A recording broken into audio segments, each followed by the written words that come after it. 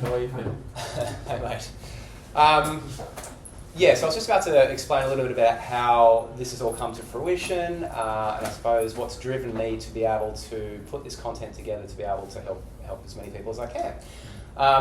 My story reverts back to when I was a bit younger. I was quite unwell going through a lot of my teenage years. So I had this condition where my body was producing way too much stress hormones and not enough kind of growth and development type hormones. So a lot of things like cortisol and stress and not enough testosterone and things like that. And what that did to me physically and mentally and emotionally is, it put me under a lot of stress all the time. And so what ended up happening is I really struggled with my weight, first of all. It was very difficult for me to have a normal kind of body composition and weight. So my muscles are very weak because I obviously wasn't producing a lot of testosterone. I had a lot of estrogen and stuff going through my body, so I was kind of a lot of water retention and bloating and stuff like that. I was very low in energy, so it was very difficult for me to get out and do things like the normal kids do. I had a lot of kind of mental thought processing problems because imagine being under a lot of stress for a long period of time. It's like having tigers chasing you all the time, right? And when there's a tiger chasing you, it's very hard to try and figure out a maths equation because you're looking for the escape routes, kind of like that ADD stuff that we hear more and more about. So it's very hard to focus on actually achieving objectives and things that you want to do. Anyway, long story short, I went to a lot of the best experts at the time, different doctors, specialists, endocrinologists, there was a huge list. And I got put through a lot of testing because I thought I had a brain tumour. Was the first thing that they thought because they couldn't figure out why my body was acting in this way. And so I got scanned and they couldn't find anything physically wrong with me, but the solution at the time was, the problem you have is there's an unbalance, you're out of alignment, right? And so the solution that we have is to give you a chemical or a drug or a hormone like testosterone to then balance it. And so that will treat your symptoms. But the problem is, I knew deep down, and I didn't even know it at the time, but it was a pivotal moment for me because I decided not to go down that path. I think for a couple of reasons. One, because I was really afraid of the big needles that you have to stick in your bum. Like they're big freaking things like this, right? Yeah. And two, I think there was this inherent calling or something inside of me, and maybe it was my intuition or again, maybe my subconscious mind trying to tell me that there's another way. It's your path, you got to find it. So I'm getting a bit emotional actually because it brings back a lot of memories. So that set me on a journey. So that was, and it was challenging. It was really challenging, right? Because, going through that time when you're a kid, you're like, well, I have an easy option. I have a quick fix option over here that is going to make me quote unquote normal, so I can not get teased, not get and so it's like this kind of carrot dangling. But I chose to go down this other route because I just knew something wasn't right about that long term. Don't know why or how, I just did. And so, I spent years trying to figure out why my body wasn't working well and what I could do to try and get and stay well. I experimented with lots of different types of diets. I tried exercising, but it's very hard when you're really fatigued all the time, right? It's the last thing you want to do is try and exercise. And so, but anyway, I tried and I never gave up on this idea that, I have this inherent ability to overcome these problems. And so time went on, I really struggled with learning. I'd only got 52, I think, in my HSC, so I couldn't get into uni at the time because I just wasn't retaining things very well. I couldn't read or write very well. I still can't write very well at the moment. I suppose if I was diagnosed with something, it'd be dyslexia or whatever. My handwriting is atrocious. I use smiley faces. Thank God for ChatGPT. I think the game changes just quietly. For me, anyway. Yep. I couldn't really, I was not really good at tools either. So my dad, he's a cabinet maker and display maker, and so he was really great at building stuff, but I sucked at it. And my mum was really good at English and she was a secretary, but I sucked at that. So I'm like, well, what the hell am I going to do, right? So I had to try and find stuff to be able to do. And I was good at drawing and patterns for some reason, and I was okay at math, and because I think that's a bit of a pattern in music, all right? So these are the things that inherently I was drawn towards and I valued, were actually high on my values at the time. However, society was telling me that those things are really just sucky, right? Like, you can't make any money out of those things. You're a loser if you do that stuff, blah, blah, blah, blah, blah, right? Must be done. Yeah, yeah. However, and we'll find out today that, a lot of these, let's say, influences from outside authorities, and the reason that we subordinate to these things is because we're not really clear on who we are. Like, that's the first step. So we listen to these things we believe are either more intelligent than us or more financially secure than us or whatever it might be, okay? But I'll teach you how to actually shift that on the session 3 in like a split second. You'll be able to bring that to your consciousness so that you don't have to subordinate and you're true to who you actually are. It's very powerful. I can't wait till we get to that part. It's my favourite part. So anyway, I couldn't learn. I sucked. I'm like, right, I know I need to do something at uni because I can't build stuff. I can't write stuff. I can draw. I worked in an animation studio for a while. I worked on Crockadoo. Anyone old enough to remember that? No? I'm probably old enough. Yeah, look at you guys. I think maybe it's you and me. I don't know Crockadoo. Crockadoo, do you know? No? Okay. Magic Pudding. You know the Magic Pudding? Oh, yes. Yeah. So there was a cartoon of the Magic Pudding that was made some years ago. And so I did the in-betweening, which is where in the old days where they have the like cartoon stuff, you had all the storyboard, and they had different pictures, and they drew like some person like this, and then the next person was like kicking the ball like this, and then I had to like trace and draw and do the little legs in between and all that kind of stuff. And so I enjoyed doing it, but I could see that it wasn't really kind of going anywhere. And so I'm like, I need to figure out how to fix my health problems, and I need to go to a space to be able to do that. So I knew I had to get into uni.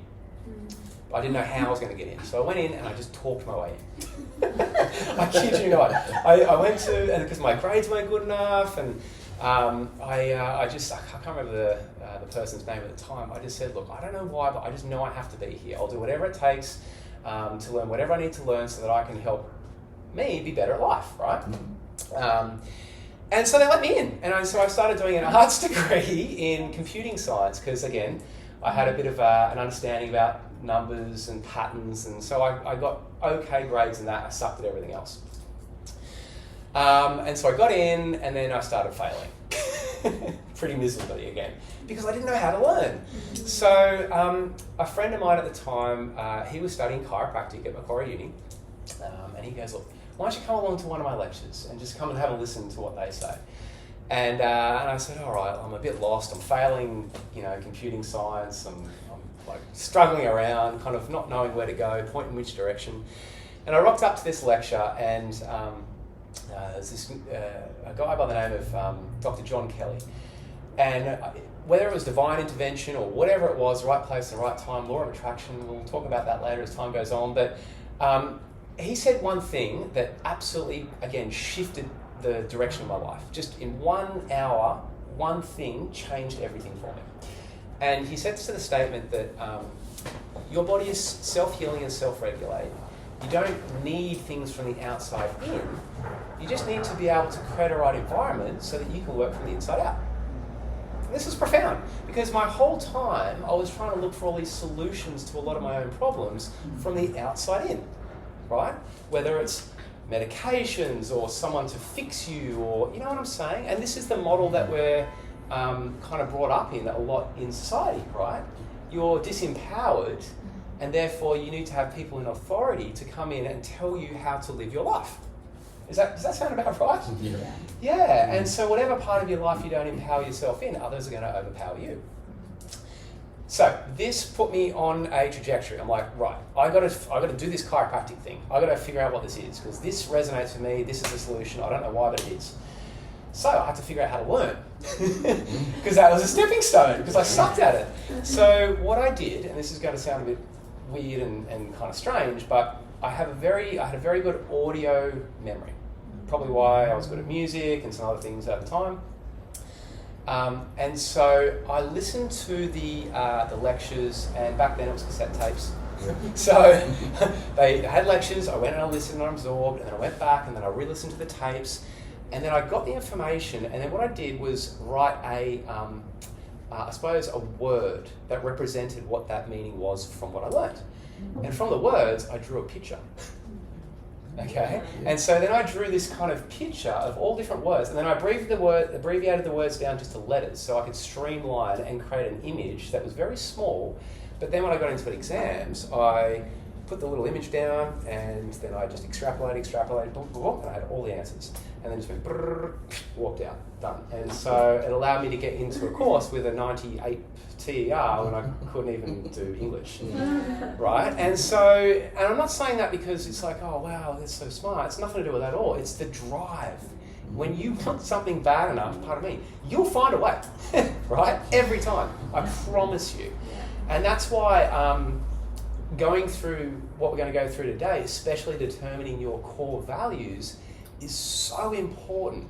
Because if you don't know who you really are, you don't know where you're going. The world's going to dictate to you where to go, rather than you being the power on the inside to allow you to be the voice that governs the world on the outside. Does that sound fair? Yeah, cool.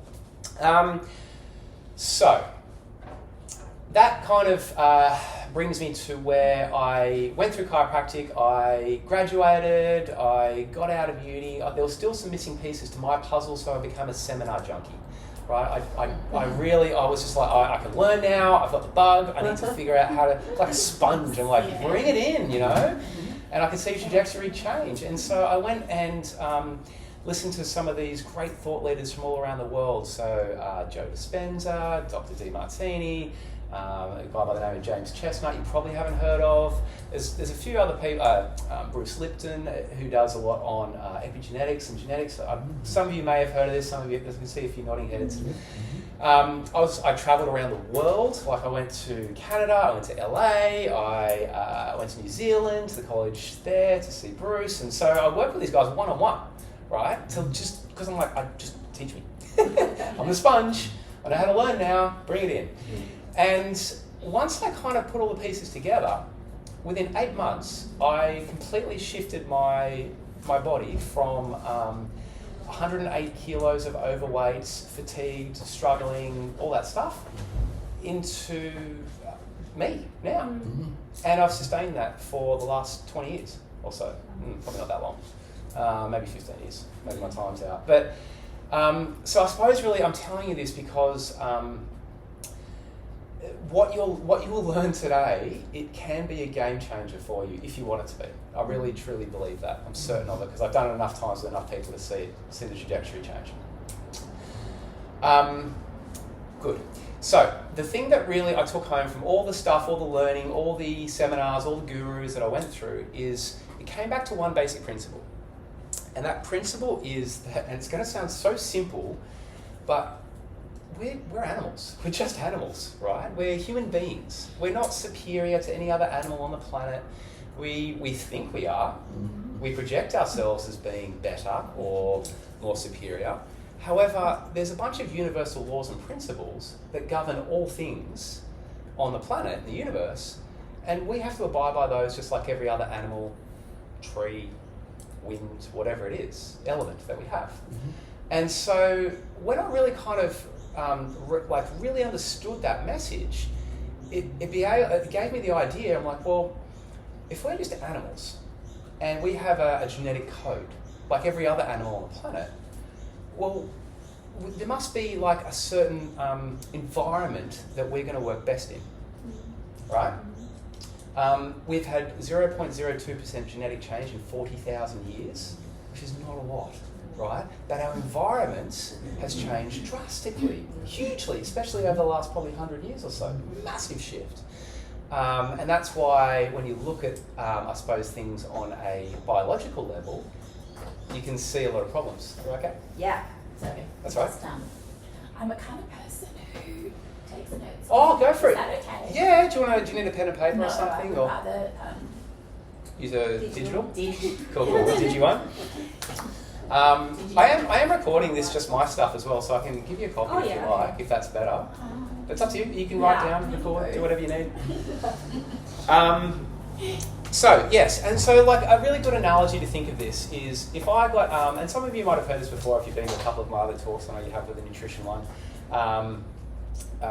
If I got any other animal on the planet, right, and I picked it up out of its natural environment, and I put it into ours, is it going to get healthier or sicker? I'm going to have to say it's sicker. Sicker every time, right? And if I did that like 10 times, I'm going to get the same result 10 times, right? So let's say I got a monkey where it swings from trees and eats bananas and does what monkeys do and throws poop at other monkeys, whatever it is, right? And I pick it up and I stick it into this environment and I make it sit down in front of a computer all day long, give it this this idea of stress and deadlines and all this stuff, feed it food that's not congruent with what a monkey should eat. It's going to get sicker, right? And what we tend to do in society overall is, again, we look for an outside-in solution. We look for, well, what drug can I take? What, can I do meditation? What's the treatment for all the symptoms that my body is trying to tell me? Rather than going, well, let's get back to what's congruent, what we actually need, so that the symptoms don't need to be there. Yeah, fair. And so that's what then made me think of the 4 different concepts around, well, what does a human really, really, truly need? We need fuel. We need a certain type of movement. We need a brain and nervous system to coordinate things properly, because without that, we're just a bowl of jelly, right? And we need to have an environment where we can create things that we want to create, okay? And that's what a lot of today is about. We will touch on nutrition and exercise a little bit, but I'm not going to delve hugely into that because that's a whole other thing that I can do later. But the basics you'll get, and how to structure that into your life so you can get more of what it is you truly want to do. But really, what today is about is really kind of going in its most basic human genetic form. Why do we do the things we do? How do we utilize that to be able to create the life that we want to create? And then all these different concepts that we hear, like the law of attraction and all that stuff, how does it fit into this model so that it makes sense, so that you can understand it and utilize it and own it? Okay? Cool. Does that kind of give you a bit of an overview about like how this has all come about and why I'm so excited to present it to you? Yes. Brilliant.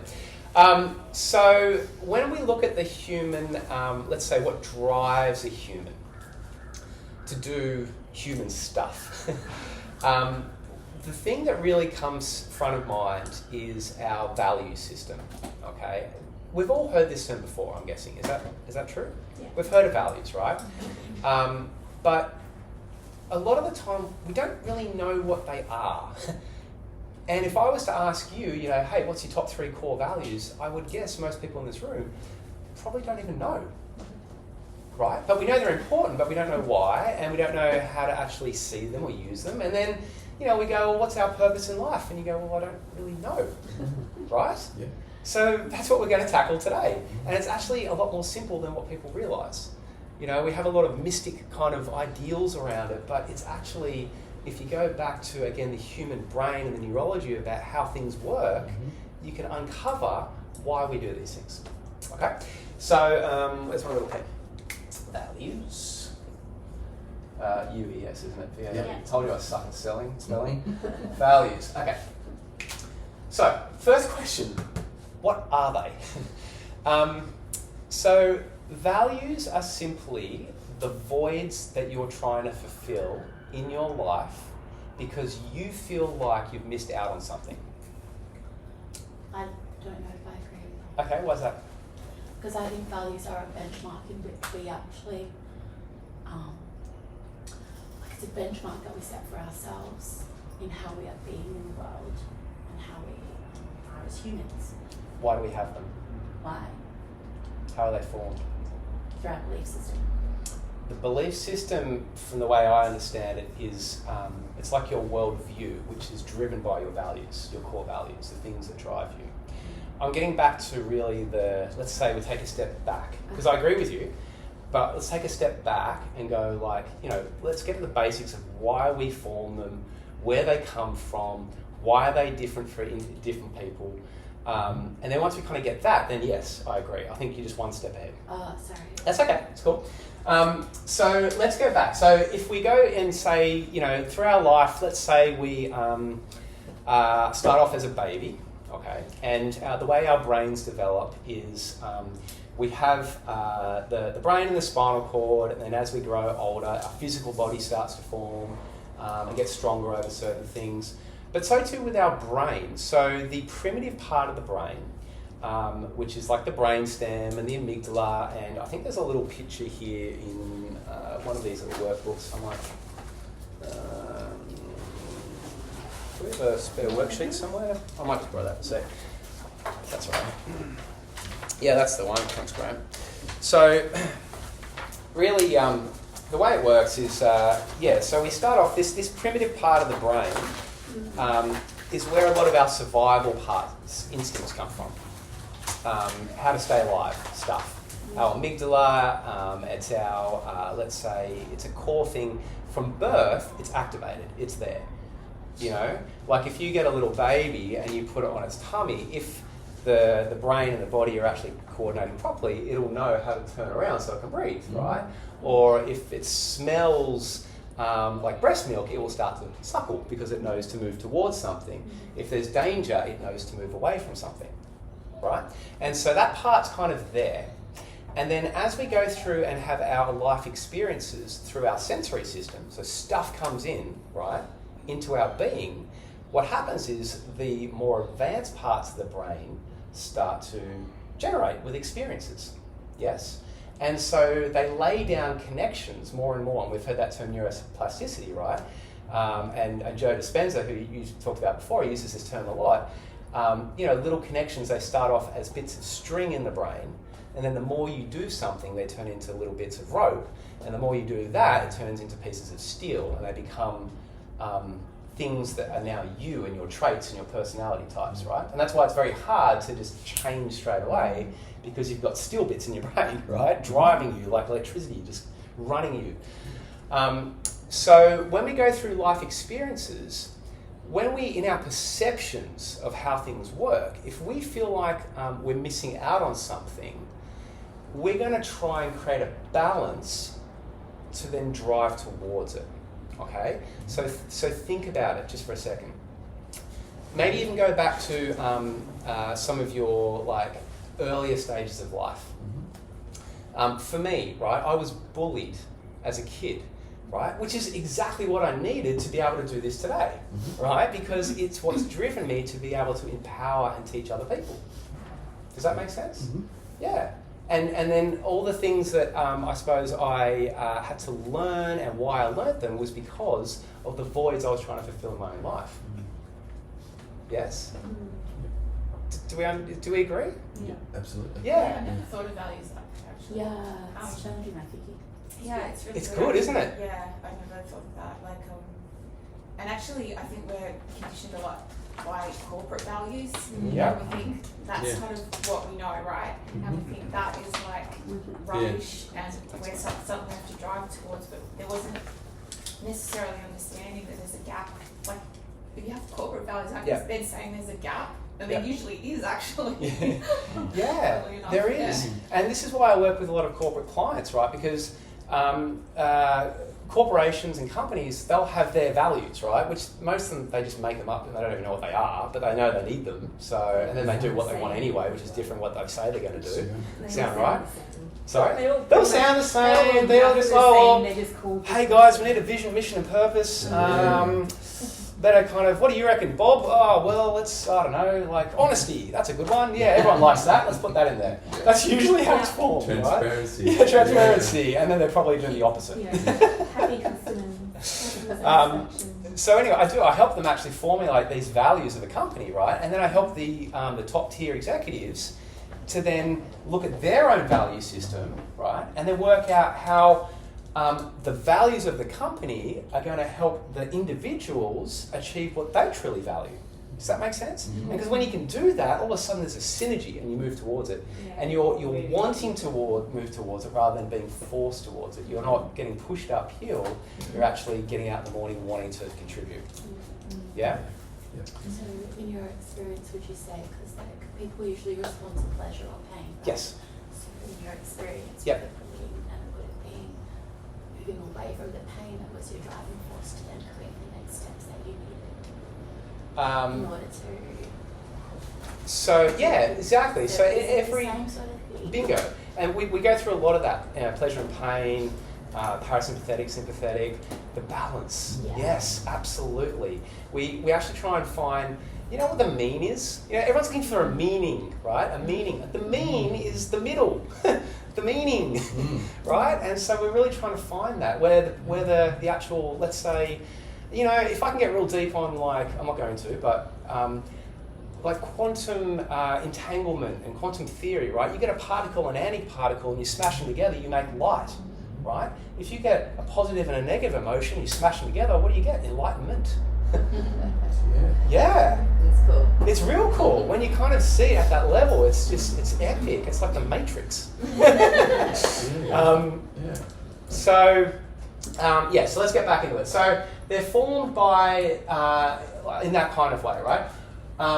So that's those first two questions. Why do we have them? That's a really good question. And why are they different for everyone? See, like a value system is fingerprint specific for every person. The hierarchy of values is different. Whatever's top on your list, it may be the top on someone else's list, but as you go through, it's going to change because your life experience is going to be different than their life experience. And the sensory inputs are different for you as they were for them. Yeah? So it means you're going to try and fulfill things different to what they are. Yes. Yeah. Now, if we go back to our tribal roots, right? Let's go back to the human-animal stuff. Are humans group, pack, or are they individualized?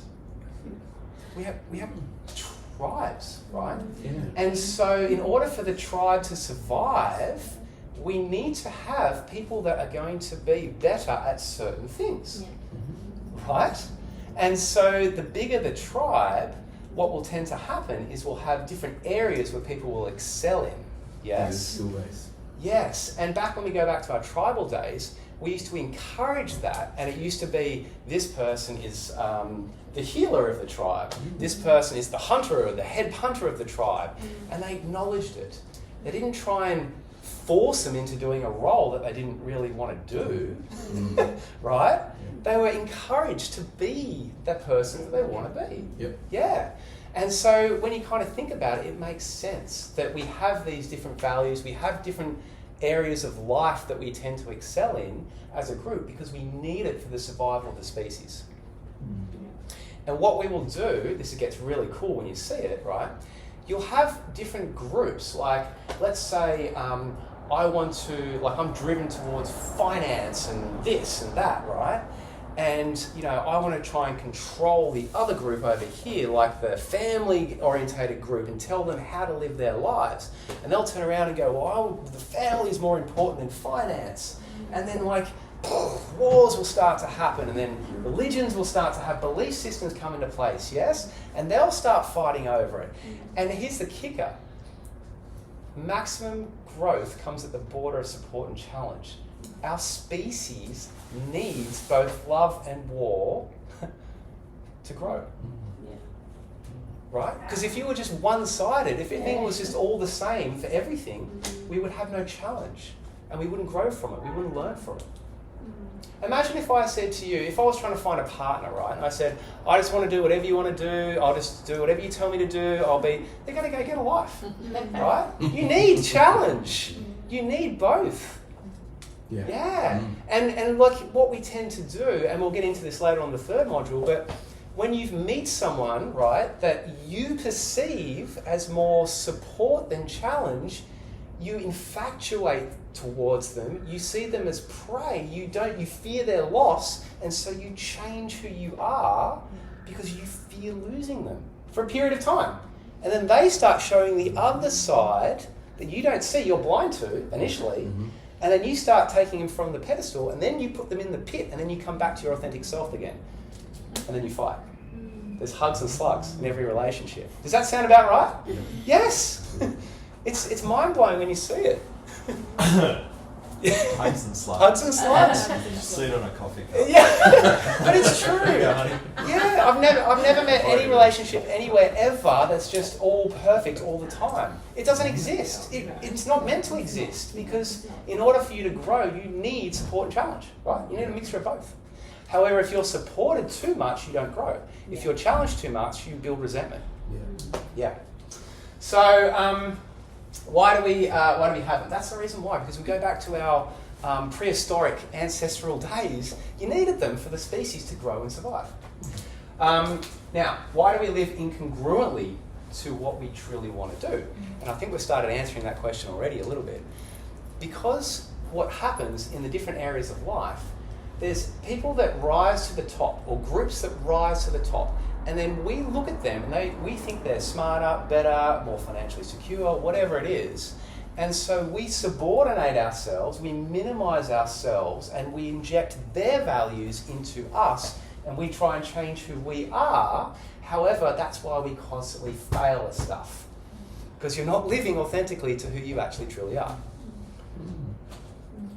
Is this making sense? Yep. Is this kind of like resonating a little? Because even if you achieve what you think you're expecting to, Yep. if it's not one of your values, you're not going to be happy with it anyway. You're going to get it, really. Well, yeah, you think you sort should of be get happy. there I'm like, and then you're why? not. Yeah. Why do I still feel unfulfilled? Right? Yeah, because it's actually not truly meaningful to you. Yeah. you just think it is, or you think it should be because everyone else is telling you it should be. Right? Yeah. Yeah. If I'm a kid that likes playing video games, right, and the mum's coming up and going, you shouldn't play video games, you need to do this, you need to do that, and he's like, but you know, I can get to the next level in my video game. I get up out of bed every morning. No one has to tell me to do these video games. I'm inspired. I talk to people about my video games. I have a group online, a community about video games that I'm actually a leader in. Right? But the mum's like, but that's not how you do life. Yes? And what's the kid going to do? Yeah. Well, ask Steve Jobs, you know. Right. And so you have a choice. You have a choice to either break through or just stay in this kind of mediocrity and have the world keep kind of punching into you. So... I probably should have picked an alive person. Anyway. Well, look, Steve Jobs, you know, his background, he was an orphan, right? And you look at a lot of these really successful people, they come from an orphan background. Why? Because of the challenges that they had. Yeah. It's a you know... Also, they don't have other people imposing that family value. I think they've got Bingo. freedom in a way. Do you know what I mean? Exactly. Yeah, they haven't had that family is first, family values of blah, blah, blah, blah. We do it this way. Do it this way. You have to do this. He didn't have that. So there was an actual benefit for him to achieve what he wanted to achieve. It's all perception. So someone can run the story. I'm an orphan. I'm this. I'm that. I'm blah blah blah. Right? Or you can look at it and go, oh, I was blessed. I was given an opportunity to do something other people haven't done. And so it's just a perception. That's all it is. Cool. And that's going to drive the fight or flight response in the body, right? Away towards seek, predator, prey. Yes, perfect. Okay, so let's get into the actual nuts and bolts of it. We're going to go through a series of questions that are going to help you to, let's say, see what your life is demonstrating according to what it is you actually truly value. Not what you think it should be, not what it ought to be. If you're hearing I have to, order, must, all that stuff, that's not you. That's outside authorities telling you and you replaying that in your mind. Okay? If you're hearing I love to, right? That's you. I love doing this thing. Watch. I love exercise. I'm going to do exercise. I hate exercise. You should exercise. I'll get up at 6 a.m. and try, and then I fail. Right? So let's go and before we do that, is there any questions? Does that kind of make sense? First of all, does it feel like a little bit of a different way of seeing things a little bit? Cool. Good. That's the first step. So each of these little workstations have